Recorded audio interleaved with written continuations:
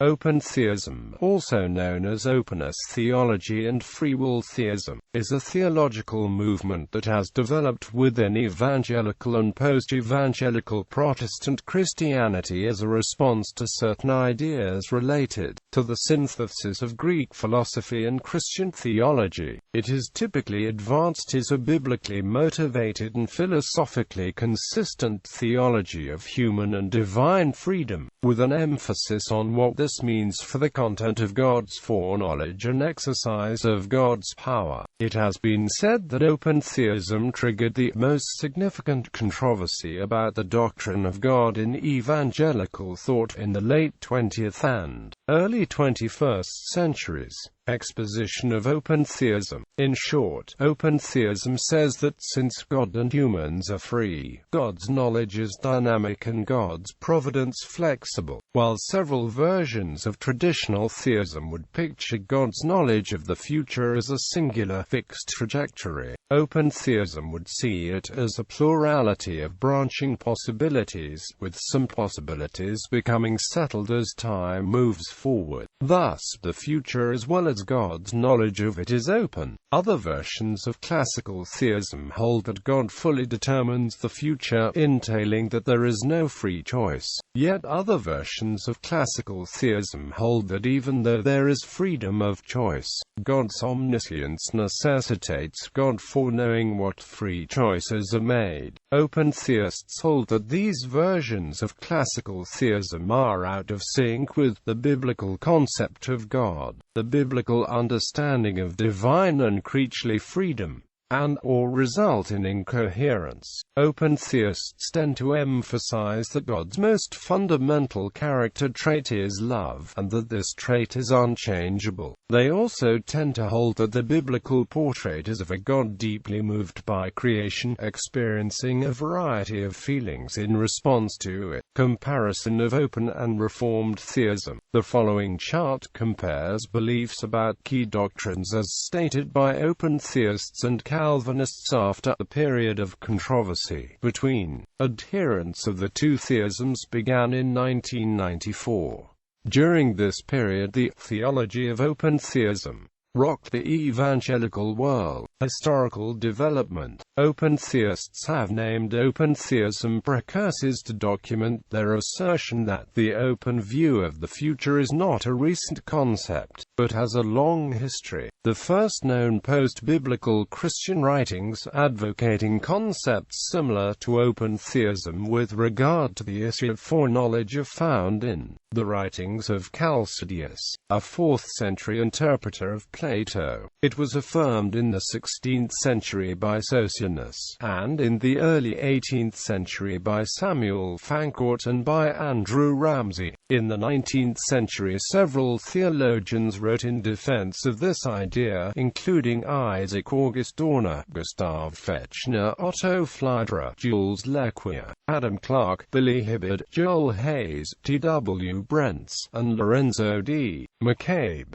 Contributions to this defense increased as the century drew to a close. Millard Erickson belittles such precursors to open theism as virtually unknown or unnoticed. The term open theism was introduced in 1980 with theologian Richard Rice's book The Openness of God, the relationship of divine foreknowledge and human free will. The broader articulation of open theism was given in 1994, when 5 essays were published by evangelical scholars under the title The Openness of God. Recent theologians of note espousing this view include Clark Pinnock, Greg Boyd, Thomas J. Ord, John E. Sanders, Dallas Willard, Jürgen Moltmann, Richard Rice C., Peter Wagner, John Polkinghorne, Hendrikus Berkhoff, Adrio Koenig, Harry Bohr, Bethany Solider, Matt Parkins, Thomas Finger W., Norris Clark, Brian Hebblethwaite, Robert Ellis, Kenneth Archer, Barry Callan, Henry Knight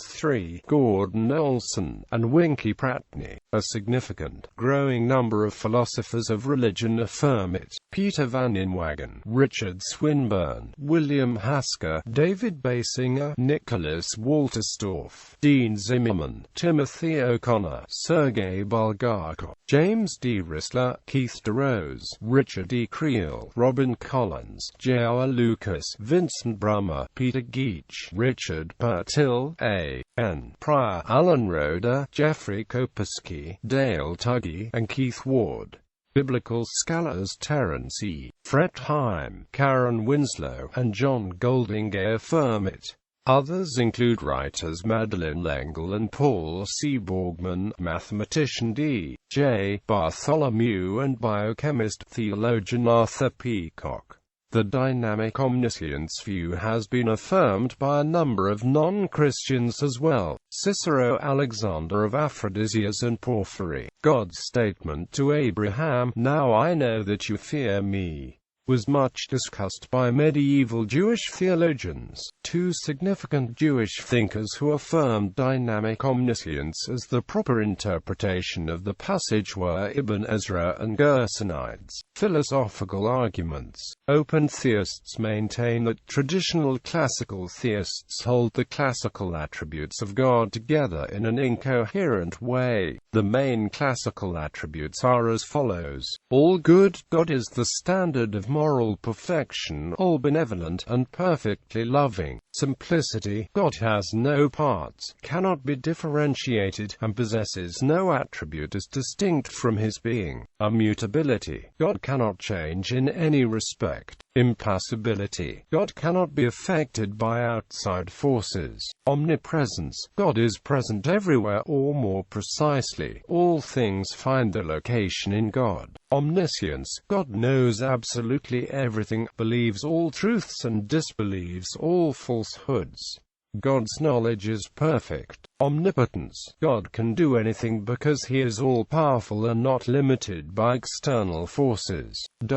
Contradictions in the traditional attributes are pointed out by open theists and atheists alike.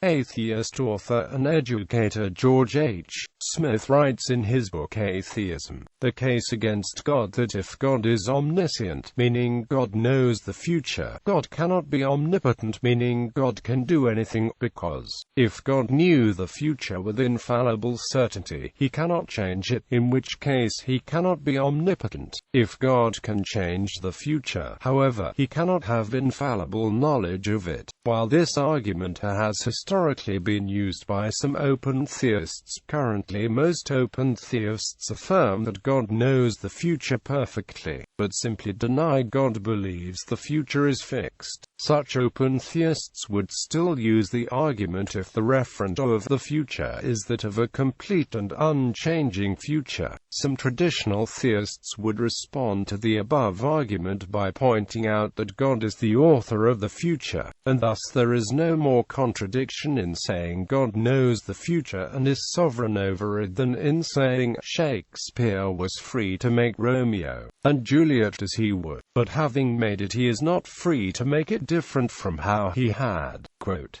however, this response is only available to classical theists who believe God determines the entirety of the future. A traditional theist would also postulate that since God is omniscient, God would also know every possible future. But while this response is available to traditional theists who reject determinism, it creates a problem for traditional free will theists who think God knows the future to be linear and static, because there would be a mismatch between God's linear understanding of the future and the dynamic branching future itself. Open theism also answers the question of how God can be blameless and omnipotent even though evil exists in the world. H. Roy Elseth gives an example of a parent that knows with certainty that his child would go out and murder someone if he was given a gun. Elseth argues that if the parent did give the gun to the child, then the parent would be responsible for that crime. However, if God was unsure about the outcome, then God would not be culpable for that act. Only the one who committed the act would be guilty. This position is, however, dubious, as a parent who knows his child was probable, or likely, or even possibly going to shoot someone would be culpable, and God knew that it was likely that man would sin, and thus God is still culpable. An Orthodox Christian might try, on the contrary, seek to ground a theodicy in the resurrection, both of Christ and the general resurrection to come, though this is not the traditional answer to evil. Another position put forth by Orthodox Christians is to point out that God is the ultimate lawgiver, and thus there exists no objective standard of good or evil above God regulating God. Therefore, the so-called problem of evil, which presupposes such an independent standard, is not an objection that a Bible-believing Christian has to respond to. Another claim made by open theists is that the traditional understanding of providence is incompatible with a real love relationship with God. It is claimed that for someone to have a real love relationship, it must be give and take. Each member opens themselves up and becomes vulnerable. They point out that God, throughout the Bible, is shown as grieving over Israel's rebellion. They claim that if the future was known to be fixed, then Israel could not have freely chosen to rebel, and God could not be genuinely grieving, knowing that this was the only possibility. Israel's actions would have been set in stone millennia before they were ever born. They would have been compelled by fate or providence to take those actions. This would be the same as a relationship between a programmer and computer. Open theists, such as John Sanders, claim that the only way a relationship can be real is if there is freedom to choose. It should be noted that open theists believe God's infinite intelligence affords him an infinite understanding of all possibilities in the universe. God, therefore, is never caught off guard by any event which comes to pass, but is perfectly prepared. Varieties of open theists. Philosopher Alan Roeder has described several different approaches several open theists have taken with regard to the future and God's knowledge of it. Voluntary nescience. The future is alethically settled but nevertheless epistemically open for God because he has voluntarily chosen not to know truths about future contingents. Dallas Willard was thought to hold this position. Involuntary nescience. The future is alethically settled but nevertheless epistemically open for God because truths about future contingents are in principle unknowable. William Hasker, Peter Van Inwagen, and Richard Swinburne espouse this position. Non-bivalentist omniscience. The future is alethically open and therefore epistemically open for God because propositions about future contingents are neither true nor false. J.R. Lucas and Dale Tuggy espouse this position. Bivalentist omniscience. The future is alethically open and therefore epistemically open for God because propositions asserting of future contingents that they will obtain, or that they will not obtain are both false. Instead, what is true is that they might and might not obtain. Greg Boyd and Arthur Pryor hold this position. Criticism. Open theism has been strongly criticized by some Protestant, especially Calvinist, theologians and ministers. Some of these opponents include Bruce A. Ware, Tom Schreiner, John Frame, John Piper, Millard Erickson, and Norman Geisler. Geisler, in his book Creating God in the Image of Man, argues against open theism and in favor of a view which includes all the traditional attributes of God. He quotes Exodus chapter 3 verse 14 and claims that it establishes God's aseity. For that, Geisler deduces simplicity, necessity, immutability, impassibility, eternity, and unity. While open theists would affirm God's aseity, they would derive this attribute on other grounds, and deny that it entails all the attributes Geisler thinks it does. Geisler also addresses the claims that the classical attributes were derived from the Greeks with three observations. The quest for something unchanging is not bad. The Greeks did not have the same concept of God. Philosophical influences are not wrong in themselves. An open theist might respond that all such criticisms are misplaced. As to number 1, it is not characteristic of open theists to say that the quest for something unchanging is bad. Indeed, open theists believe God's character is unchanging. As to number 2, open theists do not characteristically say traditional forms of classical theism have exactly the same concept of God as the Greeks. Rather, they argue that they imported only some unbiblical assumptions from the Greeks. They also point to theologians of the Christian tradition who, throughout history, didn't succumb so strongly to Hellenistic influences. As to number 3, open theists don't argue that philosophical influences are bad in themselves. Rather, they argue that some philosophical influences on Christian theology are unbiblical and theologically groundless. Consider John Sanders' statement in The Openness of God. Christian theology, I am arguing, needs to re-evaluate classical theism in light of a more relational metaphysics so that the living, personal, responsive and loving God of the Bible may be spoken of more consistently in our theological reflection. Opponents of open theism, both Arminians and Calvinists, such as John Piper, claim that the verses commonly used by open theists are anthropopathisms.